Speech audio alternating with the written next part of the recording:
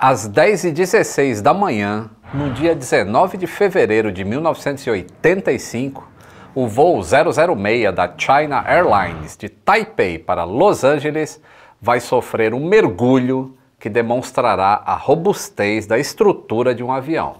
Senta que lá vem história.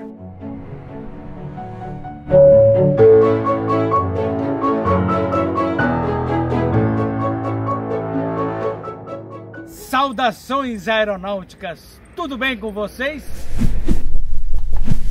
Tudo bem. O Boeing 747 SP é um Boeing 747 normal que teve uma boa parte da fuselagem cortada, se transformando em uma aeronave feia, porém de ótima performance e grande autonomia. Essa era a aeronave operada pela China Airlines para fazer o voo de Taipei para Los Angeles. O voo decolou de Taipei, lá em Taiwan, por volta de 4h22 da tarde, no dia 19 de fevereiro de 1985, com 251 passageiros e 23 tripulantes a bordo. Nessa época, a banda Foreigner chegava ao topo das paradas com a música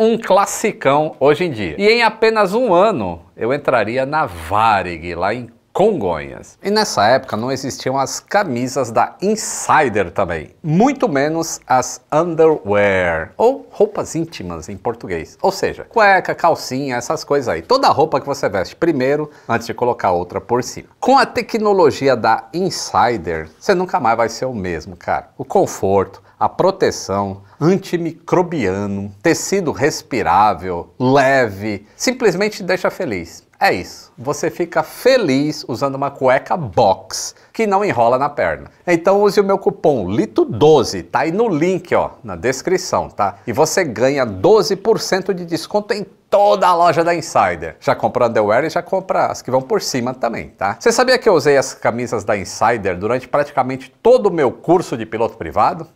Fica a dica aí, tá? Porque você sua um montão no cockpit de um Cessninha 150. Então, de volta ao nosso voo 006 da China Airlines. O voo ocorreu sem problemas até aproximadamente 555 quilômetros a nordeste de São Francisco. Nesse momento, o voo estava a 41 mil pés e abaixo deles havia uma grande cobertura de nuvens que chegavam até 37 mil pés de altitude. O piloto automático estava engatado e operando de acordo com o Performance Management System, ou PMS, que dava ordens de ângulo do nariz, enquanto o sistema inercial comandava a rolagem das asas. Uma informação importante: o piloto automático do 747 nessa época usava apenas os ailerons e os spoilers para controle lateral, não usava o leme de direção. O PMS mantinha a velocidade do avião constante em Mach 0.85, através do sistema de auto throttle. Logo após atingir o fixo Redo, uma posição que hoje nem existe mais nas cartas, o voo passou a encontrar uma leve turbulência de céu claro, que fez com que a velocidade indicada no painel começasse a flutuar entre Mach 0.84 e Mach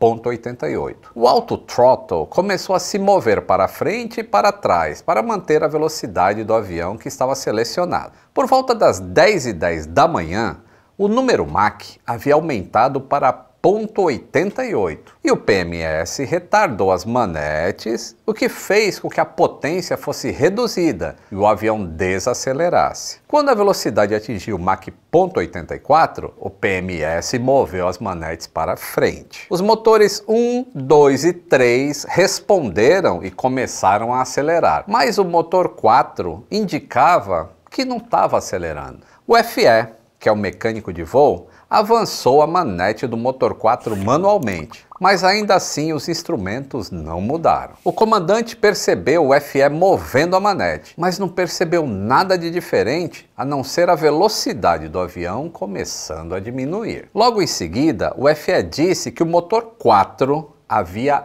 apagado. Ele também notou que o gerador elétrico do motor 4 tinha desligado. O comandante então pediu para o FE verificar o checklist e rever a performance do avião para um motor desligado e ter certeza de que naquela altitude eles poderiam manter aquela velocidade. Porque com motor a menos, não dá para manter a mesma altitude de 41 mil pés com a mesma velocidade. A altitude para reacender um motor em voo seria de 30 mil pés, mas o FE tentou reacender sem descer a altitude, mantendo 41. Obviamente, o motor não acendeu e o avião continuou perdendo velocidade. O primeiro oficial chamou o FE que estava no descanso, lá na cabine de passageiros, para ajudar o FE que estava em serviço. E percebeu que a velocidade do jumbo estava diminuindo cada vez mais e informou o comandante. Às 10h14 da manhã, eles chamaram o controle de área lá de Oakland, na Califórnia,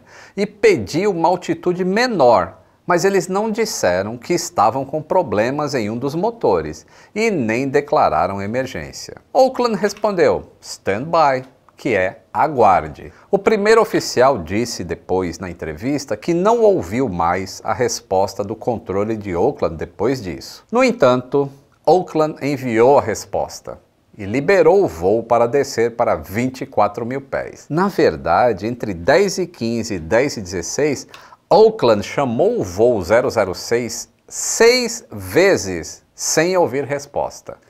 Como que o primeiro oficial não ouviu? O que teria acontecido?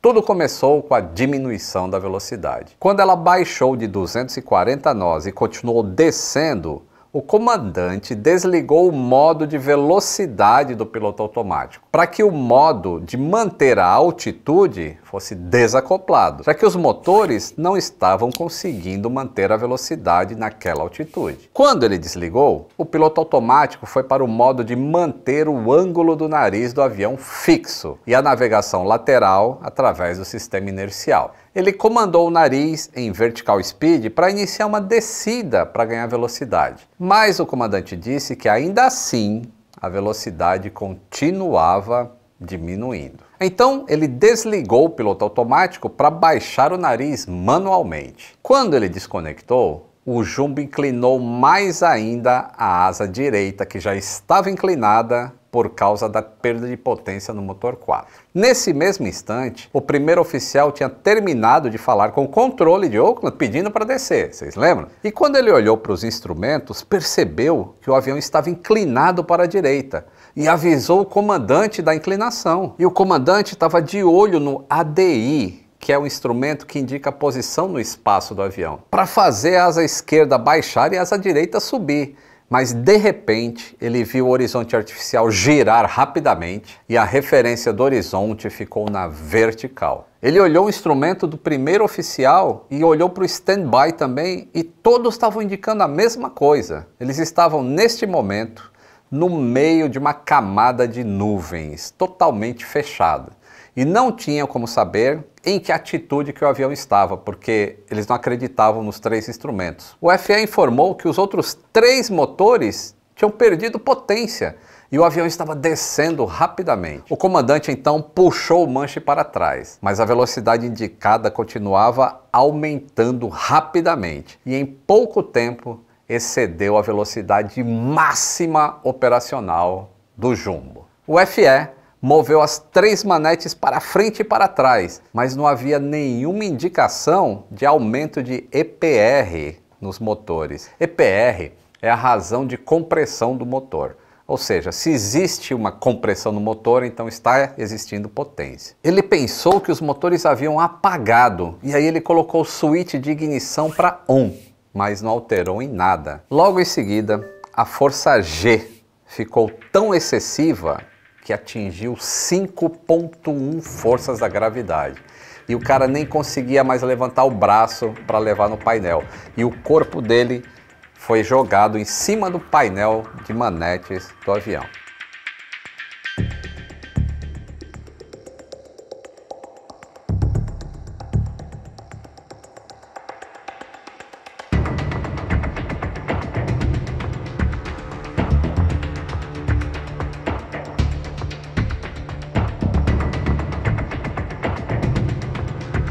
Foi nesse momento que o comandante, que continuava puxando o manche, percebeu que o avião desacelerou rapidamente, chegando a uma velocidade entre 80 e 100 nós apenas. Então ele empurrou o manche para descer o nariz e o avião acelerou rapidamente novamente e excedeu a velocidade máxima operacional de novo. Dessa vez o primeiro oficial auxiliou o comandante a puxar novamente o manche, até o avião desacelerar e então suavemente o nariz foi baixado e eles saíram da camada de nuvens. Enquanto isso tudo acontecia, eles não ouviram o aviso de overspeed, não ouviram o stick shaker do avião e nem as chamadas do controle de tráfego aéreo. E na verdade todos os instrumentos do avião estavam funcionando. Na verdade, eles não acreditavam era que o avião estava de cabeça para baixo em um mergulho violento em direção ao mar. O comandante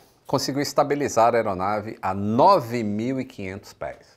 Ou seja, durante esse evento, o Jumbo perdeu 31.500 pés de altitude. Os motores 1, 2 e 3 voltaram a funcionar normalmente.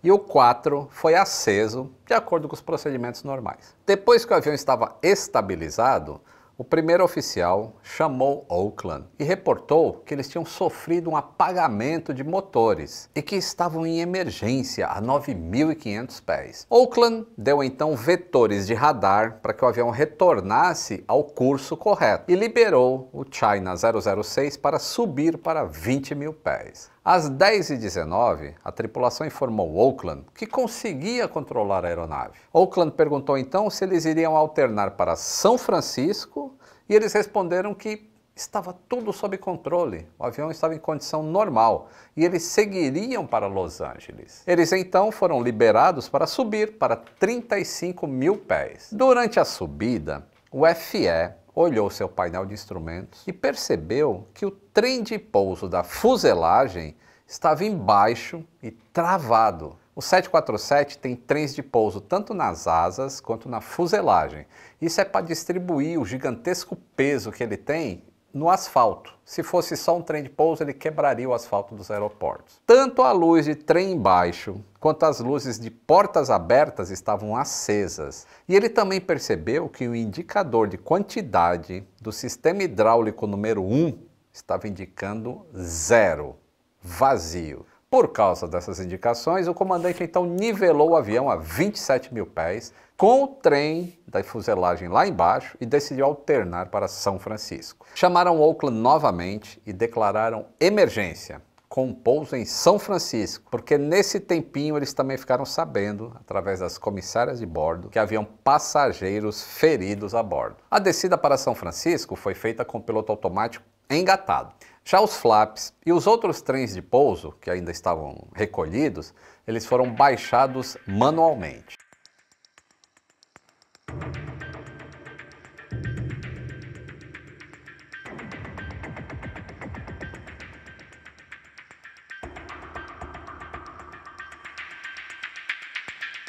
O pouso foi tranquilo, sem nenhuma intercorrência, e o comandante deixou a pista ativa e parou na taxiway.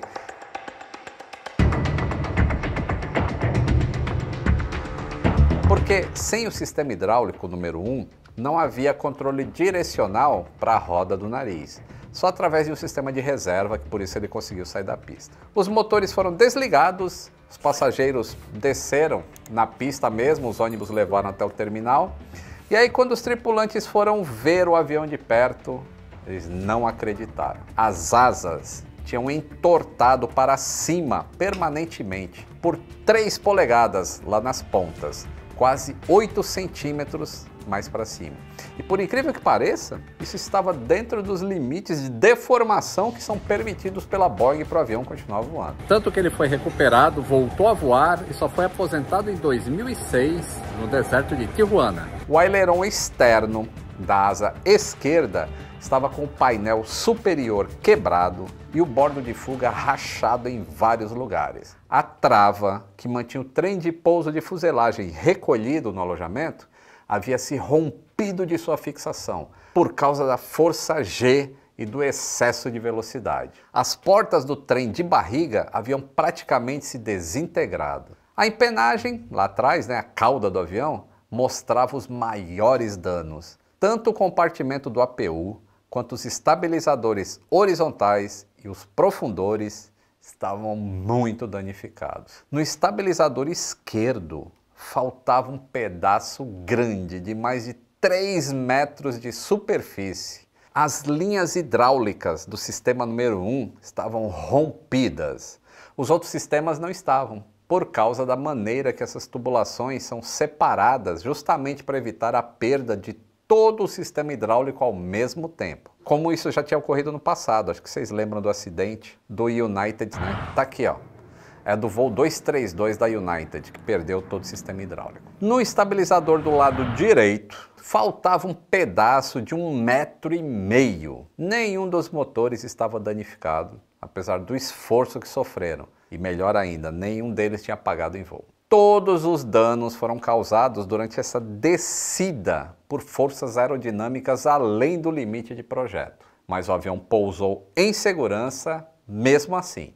Durante a investigação, o NTSB não foi tão amável com os pilotos. Eles disseram no relatório que não havia dúvidas que a perda de potência lá do motor 4 tinha sido o fator preponderante para essa sequência de eventos do acidente, mas que a perda de um motor, mesmo sendo o mais externo lá na asa, em alta altitude, não deveria causar a perda de controle da aeronave por uma tripulação experiente. E que o manual de operações do avião nem classifica a perda de um motor como um procedimento de emergência. Então, eles voltaram a atenção para entender por que a tripulação não conseguiu controlar o avião depois que eles perderam o motor 4. No fim, eles descobriram que o comandante se distraiu muito com a perda de potência desse motor 4 e também se distraiu com a perda de velocidade e não focou em perceber que o piloto automático, no jumbo,